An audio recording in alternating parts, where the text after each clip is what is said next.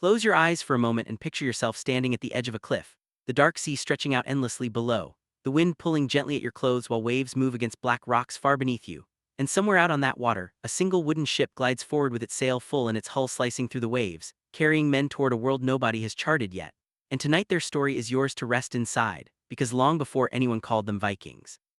The people of Scandinavia were simply farmers and fishermen and traders living among towering mountains, narrow fjords, dark pine forests, and cold, fast rivers, growing barley and rye through short summers, raising cattle and sheep and pigs, fishing for salmon and herring, and working as skilled carpenters, metalworkers, and weavers. And the word Viking itself did not describe a whole people but a seasonal activity. A voyage of raiding and adventure that a man might undertake for one summer before returning home to be a farmer and father again. And their society was built around family honor within a structure of chieftains called jarls, free farmers called carls, and enslaved people called thralls, governed not by an all-powerful king but by local assemblies called things, the most famous being Iceland's Althing, founded in 930, one of the oldest parliaments in the world. And within this world, Norse women held more freedom than most women elsewhere in medieval Europe, able to own property, seek divorce, and run a household and farm alone for long stretches while husbands were away, with the sagas describing formidable women, and disputed as the evidence may be, shield maidens who fought beside men. And above all of this hung a vast mythology centered on 9 worlds bound together by the great tree Yggdrasil, ruled over by Odin, the All-Father, god of wisdom, war and poetry, who gave up an eye for knowledge and hung himself from the tree for 9 days to learn the secrets of the runes, alongside his son Thor, protector of humankind and wielder of the hammer Mjolnir, and Freya, goddess of love, war, and magic, gods who felt human because they were shaped by people trying to make sense of storm, sea, and death. And long before any raid took place, Norse merchants were already traveling across Europe and deep into the east, trading furs, amber,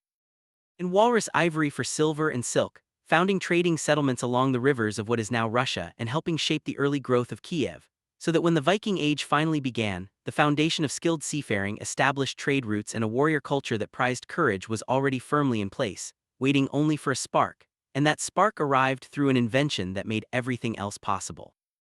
The longship, a long, narrow vessel built from overlapping oak planks in a method called clinker building, which gave the hull enough flexibility to bend under the force of a wave and spring back rather than break, with a hull so shallow that it could sail up rivers, be dragged onto beaches, or even hauled overland on rolling logs. A ship with no fixed bow or stern so that a crew could reverse direction instantly in a tight space. A ship that under full sail and a crew of 30 could reach speeds rivaling modern sailboats, its prow often carved into a dragon or serpent believed to ward off sea spirits and removed when approaching friendly shores so as not to frighten the spirits of the land. And perhaps most importantly, a ship that could move at night in near silence, oars muffled, sails furled, appearing on a shoreline with almost no warning at all. Which is precisely what happened on a summer night in the year 793, at the monastery of Lindisfarne on the northeastern coast of England, a small tidal island where monks had lived in peaceful isolation for more than a century, copying manuscripts, tending gardens, and producing treasures like the illuminated Lindisfarne Gospels, a wealthy, undefended, and unsuspecting community that had no reason to expect danger from the sea, until 3 ships appeared from the north. Their crews lean and weathered from days at open water, and by morning the monastery lay in ruins, its monks killed or taken as slaves, its treasures gone, and news of the attack spread across Europe with a speed that matched the horror it inspired, recorded starkly in the Anglo-Saxon Chronicle and lamented by the scholar Alcuin, who could barely believe that a holy place could be struck without warning, and this raid became the template for 2 centuries of terror. As small bands of Norse raiders struck fast-moving targets along coasts and rivers, sailing up the Seine to reach Paris, up the Loire to reach Tours, into the Thames, the Elbe, the Rhone, even into the Mediterranean to strike Spain, Portugal, and Italy, prompting churches across England and France to add a new line to their prayers, asking deliverance from the fury of the Northmen, and prompting kings to pay enormous ransoms in silver, called Danegeld, which usually only funded the next season's raids rather than preventing them, until gradually the raiding began to shift into something more permanent. Settlement, first through an English invasion beginning in 865, with a force the Anglo-Saxon Chronicle called the Great Heathen Army, led in part by a man known as Ivar the Boneless, said by legend to be a son of the semi-mythical Ragnar Lothbrok. And this army did not come merely to plunder but to conquer, seizing the city of York and transforming it into the thriving trade hub of Jorvik, a place where archaeologists have since uncovered leather shoes, bone combs, children's toys, and evidence of skilled craftwork rather than crude barbarism. And from York the army swept across England, killing the kings of Northumbria, East Anglia, and Mercia, including King Edmund of East Anglia, later made a saint after his execution for refusing to renounce his faith, until by 878 only the kingdom of Wessex remained under Anglo-Saxon rule, its young king Alfred driven into hiding in the marshes of Somerset. where legend places him distracted and burning a peasant woman's cakes while brooding over his kingdom's fate, before he regrouped, rallied his forces, and won a decisive victory at the Battle of Edington, striking a peace that saw the Norse leader Guthrum baptized as a Christian and England divided between the Anglo-Saxon south and the Norse-controlled Danelaw in the north and east, a division still visible today in English place names ending in by, Thorpe, and Thwaite. And while England absorbed this transformation, Norse ships were reaching in every direction at once, overwintering in Ireland from around 840 and building the fortified camp on the River Liffey that would grow into Dublin, besieging Paris itself in 885 with a fleet said to number some 700 ships. Until the Frankish King Charles the Simple negotiated a very different kind of peace in 911, granting the Norse chieftain Rollo a territory of his own, later called Normandy, in exchange for defending the coast, a bargain that saw Rollo convert to Christianity, marry a Frankish wife, and found a dynasty whose descendant William, Duke of Normandy, would cross the English Channel in 1066 and change the course of English history forever. While further east and south, Norse warriors known as Varangians became prized mercenaries of the Byzantine Empire, forming the elite Varangian Guard prized precisely because their loyalty was untangled from local politics. One of them, a man named Halfdan, even carving his name into the marble of the Hagia Sophia, a mark that still survives. And while all this unfolded to the south, other Norse sailors turned their prows west into open, uncharted ocean, navigating by sun, stars. The color of the water, the flight of birds, and possibly a light polarizing crystal called a sunstone, reaching Iceland around 870, where legend says the settler Ingolfur Arnarsson threw his ceremonial pillars overboard and settled wherever they washed ashore, naming the resulting bay Reykjavik for the steam rising from its hot springs, a settlement that grew quickly, especially among those fleeing the increasing centralization of power under Norway's King Harald Fairhair. And that founded its own assembly, the Althing, and began recording its history and legend in the sagas, spare, unsentimental, psychologically rich narratives that remain among medieval literature's great achievements. And from Iceland, a red-haired exile named Eric, banished first from Norway and then from Iceland for manslaughter, sailed even further west during his 3 years of exile and found a second island, largely icebound but with green coastal valleys suitable for grazing, which he named Greenland, a name chosen, the sagas say, because a good name might attract settlers, and it worked, drawing colonists who built farms that would endure for roughly 5 centuries. And it was Eric's son Leif Erikson who sailed further still around the year 1000, following an earlier sighting of land to the west, and became the first European in recorded history to set foot on North America, naming the forested, grape-bearing shore Vinland. A story long dismissed as legend until 1960, when Norwegian explorers Helge and Anstein Ingstad uncovered the remains of Norse turf buildings, a bronze cloak pin, and an iron-working site at Elance Ox Meadows in Newfoundland, now recognized as the only confirmed pre-Columbian European settlement in North America, though the colony did not last. As conflict with the indigenous people, the Norse called Skrælings, eventually forced the settlers to abandon their foothold and retreat to Greenland, leaving the continent undisturbed by Europeans for another 500 years. And while some Norse explorers pushed west into the unknown Atlantic, others pushed east along the great rivers of what is now Russia, the Volga, the Dnieper, and the Don, trading furs, amber, and slaves for enormous quantities of Arab silver coins, more of which have been found buried in Scandinavian soil than almost anywhere else on Earth, and establishing trading towns that mixed with local Slavic, Finnish, and Baltic peoples, with a chieftain named Rurik reportedly invited to rule the city of Novgorod around 862, founding a dynasty that would govern Russia for centuries. Its very name possibly derived from a word applied to these Norse traders, and this eastern road eventually reached Constantinople itself.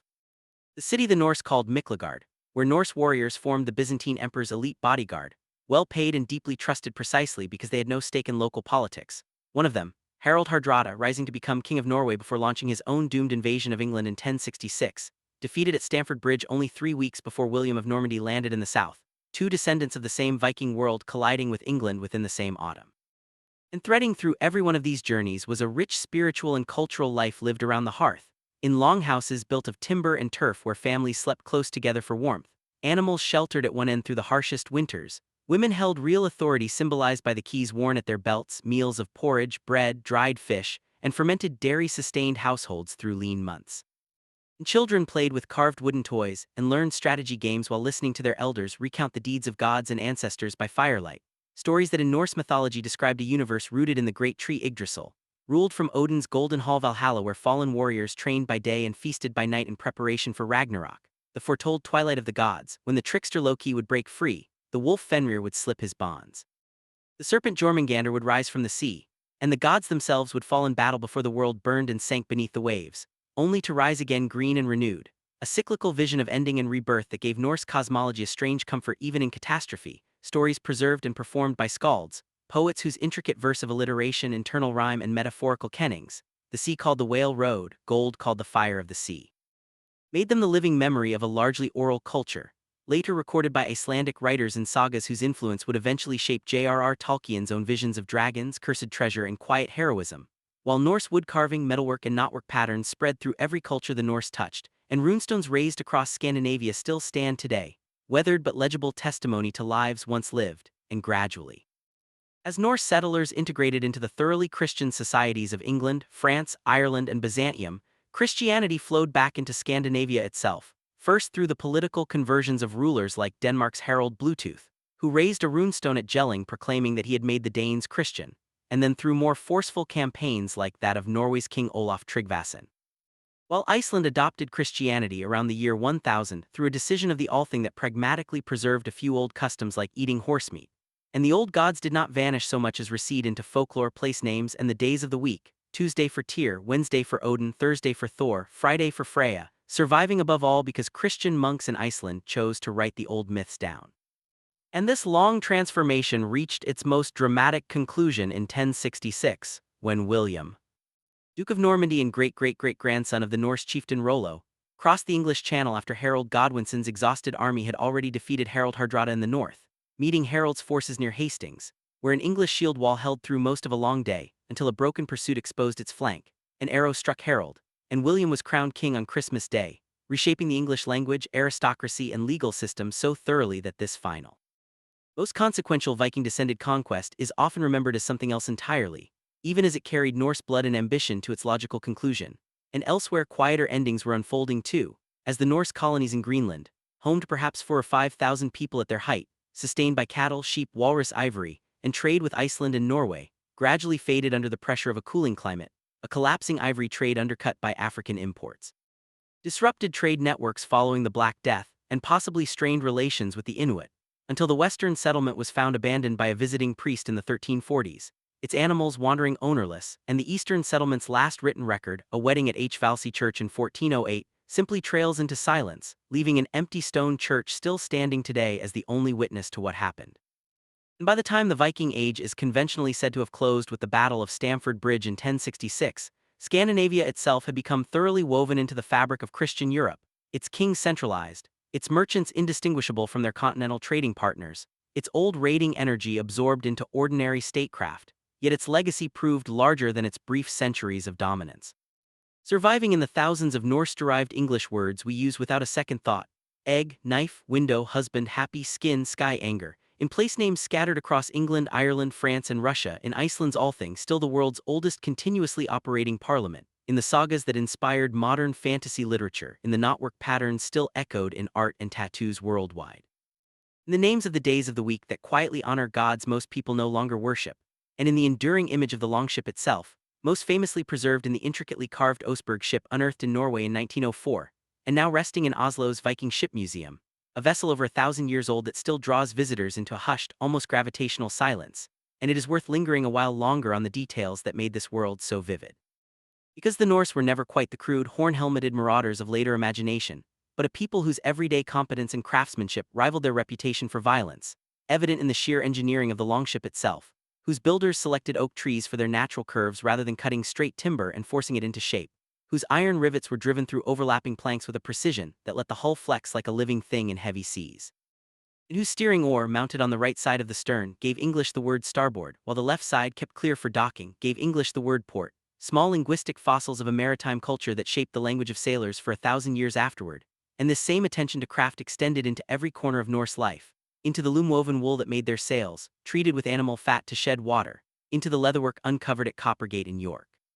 into the delicate filigree of silver brooches traded as far as Baghdad, and into the runic alphabet itself, a script of angular characters designed to be easily carved into wood and stone rather than written with ink, used for everything from memorial inscriptions to casual graffiti, love notes, and merchant accounts, proof that literacy of a kind was far more widespread in Norse society than outsiders often assumed. And this same practicality shaped their approach to warfare, where the shield wall, a tight formation of overlapping round shields backed by axes, spears, and the occasional prized sword, formed the backbone of Norse infantry tactics, a formation that could hold against cavalry charges as it very nearly did at Hastings, broken that day only by a moment of chaos rather than a flaw in the tactic itself, and where berserkers, warriors said to fight in a trance-like fury, sometimes without armor, entered battle screaming and biting their shields. A spectacle meant as much to terrify as to fight, giving English the word berserk to describe uncontrolled rage centuries later. And beyond the battlefield, Norse law codes, debated and refined at assemblies like the Althing, addressed matters as varied as property disputes, marriage contracts, compensation for injury, and the rights of freed slaves, revealing a society far more concerned with negotiated order than its raiding reputation might suggest. A society, too, whose religious life extended well beyond the great gods of Asgard into a dense population of lesser spirits, land wights believed to inhabit hills, rivers, and stones, ancestral spirits honored at seasonal feasts called blots, and a rich tradition of Sather, a form of magic and prophecy particularly associated with women known as Vrulvas, seeresses who traveled from farm to farm performing rituals to foretell the future, a practice the sagas describe with a mixture of awe and unease.